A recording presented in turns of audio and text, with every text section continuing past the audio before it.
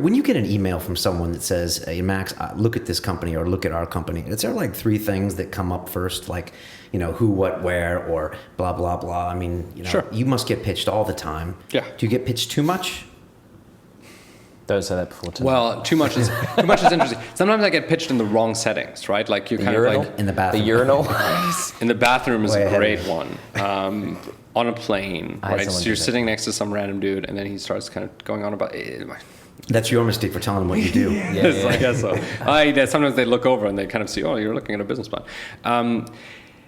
I think ideally you want kind of one concise sentence about what it is that the company does. The people are most important, and oftentimes I find myself having to search for the name. And then, what that person has done before, it shouldn't determine how you see them, but right now you have nothing to judge them with, right? So you do judge them. What university did they go to? What have they done before? What companies were they at? What role did they have in those companies?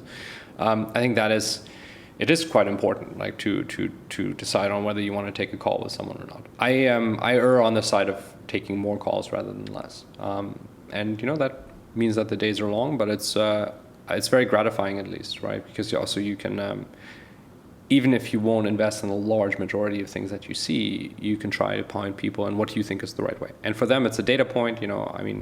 Take it with a grain of salt, but it's a piece of advice. And if they collate that from 10 or 15 people, maybe that's helpful. So.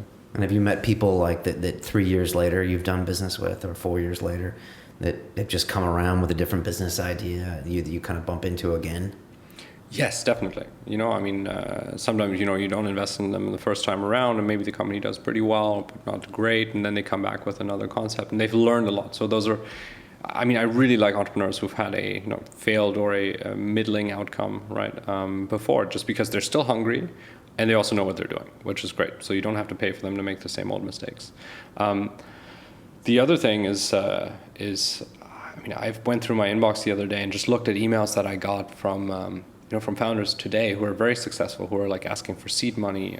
I found this wonderful email from Arnaud, who founded House Trip, and he was like, hi, we're doing something in kind of the home, in the vacation listing space, and we don't really have a product yet, but people really like us, and hey, do you want to talk? And I sent him back like a 2-liner saying, hey, dude, just, email me again when you have a product. Mm. And he never did, right? Which is, fair enough. That was kind of my fault for not taking the call with him.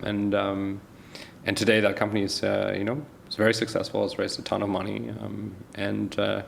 So you come across people again and again. And I think that's why it's important to just, operate in the way that we at Sunstone, and I think other people in this industry are trying to do, which is to give the young, burgeoning, slightly green, maybe slightly naive entrepreneur the time of day.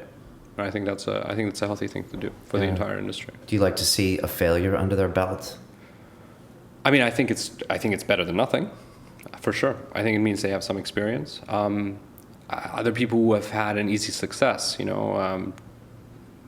as a pattern recognition, that doesn't necessarily result in another good company, right? Sometimes they raise too much money, or they're just the chairman of the company. They don't really get involved. There's a ton of things that come to mind, but I'm not going to name names. But it's, serial entrepreneurs are not necessarily great entrepreneurs to invest in the second time around. But also that is, a rule that is not necessarily steadfast, right? Mm. Yeah. Do you see that as like if you fly to Silicon Valley and hang out in Mountain View and all that stuff, is that something that you notice right away, that people seem to be pushing it an extra gear or driving a little harder? There is a bit more driving a little bit harder. I do think that there are countervailing benefits here, but I would love to see some of the work ethic just click up a notch here. But that's one reason that people with our accents tend to do well over here. No, I'm really glad you